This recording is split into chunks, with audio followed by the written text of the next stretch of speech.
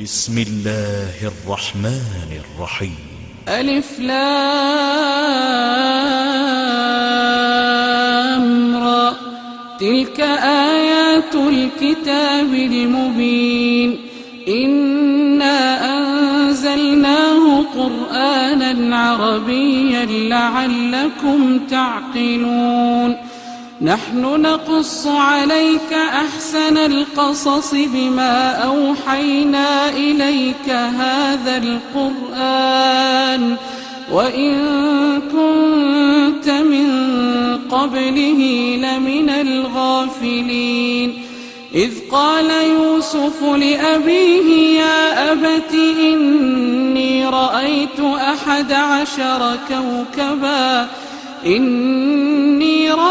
11 كوكبا والشمس والقمر رأيتهم لي ساجدين.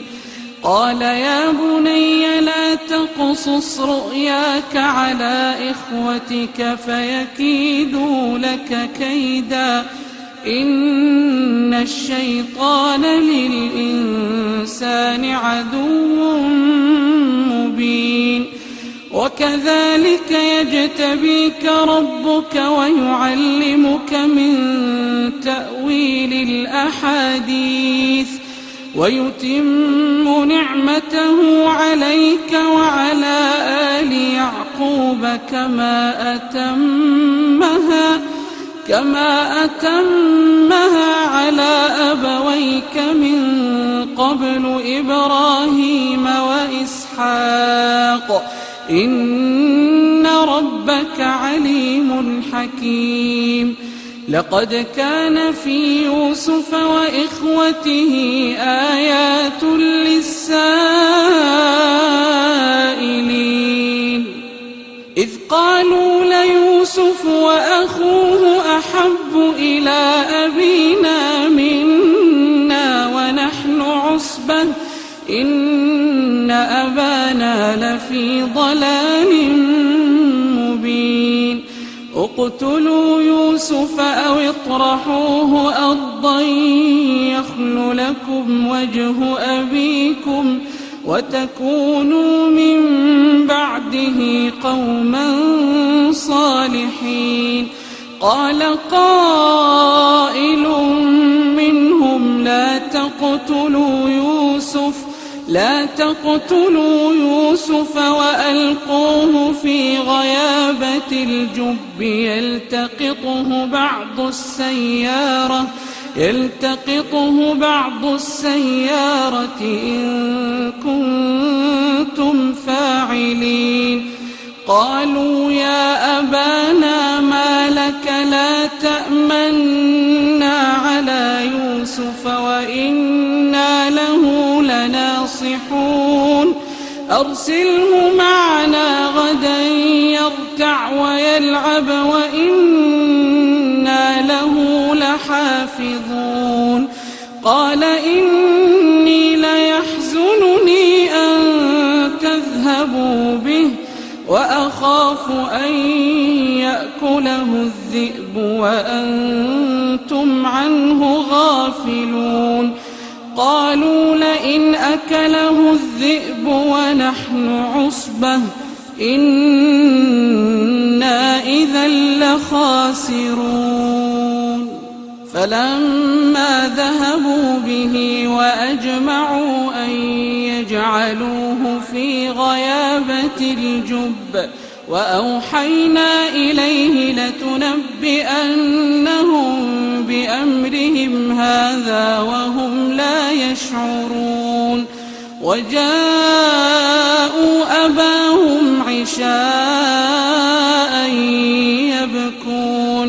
قالوا يا أبانا إنا ذهبنا نستبق وتركنا يوسف عند متاعنا فأكله الذئب وما أنت بمؤمن لنا ولو كنا صادقين. وجاءوا على قميصه بدم كذب قال بل سولت لكم أنفسكم أمرا فصبر جميل والله المستعان على ما تصفون. وجاءت سيارة فأرسلوا واردهم فأدلى دلوه قال يا بشرى هذا غلام وأسروه بضاعة والله عليم بما يعملون. وشروه بثمن بخس دراهم معدودة وكانوا فيه من الزاهدين. وقال الذي اشتراه من مصر لامرأته